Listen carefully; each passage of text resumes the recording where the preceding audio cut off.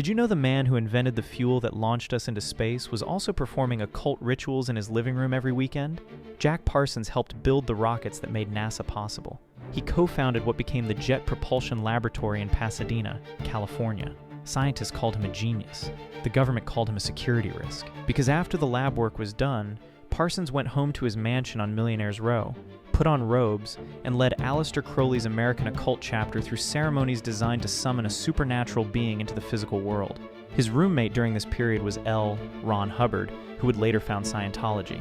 The FBI had a file on Parsons the entire time. Here's what makes this stranger than any fiction. Parsons never saw a contradiction. To him, the rockets and the rituals were the same mission. Both were about breaking the limits of what humans thought was possible. Then in 1952, his home laboratory exploded. He died at 37. The cause was officially ruled an accident. Not everyone believes that.